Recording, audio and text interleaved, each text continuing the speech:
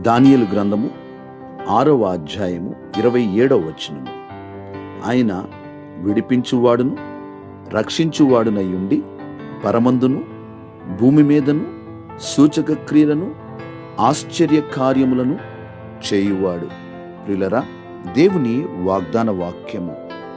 దానియేలు సింహపు నోట నుండి లేక సింహపు గుహ నుండి విడిపించబడిన తర్వాత వ్రాయబడిన శాసనంలో ఉన్న మాటలు. నిజంగా ఆయన విడిపించాడు, దానియేలును రక్షించాడు. పరమందును భూమి మీదను సూచక క్రియలను ఆశ్చర్య కార్యములను చేయటము ఆయనకే తగును.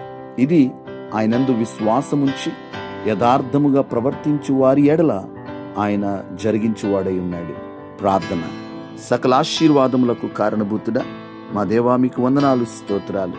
ఈ సమయమందు ప్రభువా మీ పాద సన్నిధికి వస్తున్నాను.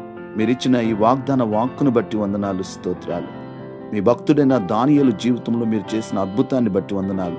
ఈ రోజున మీ యందు విశ్వాసం ఉంచి యథార్థముగా ప్రవర్తించు వారి ఎడల వారిని విడిపించి వారిని రక్షించి, అయ్యా, వారి ఎడల వారి కుటుంబం ఎడల సూచక్రియలను ఆశ్చర్య కార్యములను చేయువాడై ఉన్నారు. మీకు వందనాలు, స్తోత్రాలు. ఈ వాగ్దాన వాక్యం విని ప్రార్థనలో ఏకీభవించిన ప్రతి ఒక్కరిని, వారి కుటుంబాలను దీవించండి. ఈ దినమంతా మీ సన్నిధి తోడుగా ఉంచండి, మీ హస్తం తోడుగా ఉంచండి. మీరు మహిమ పొందండి.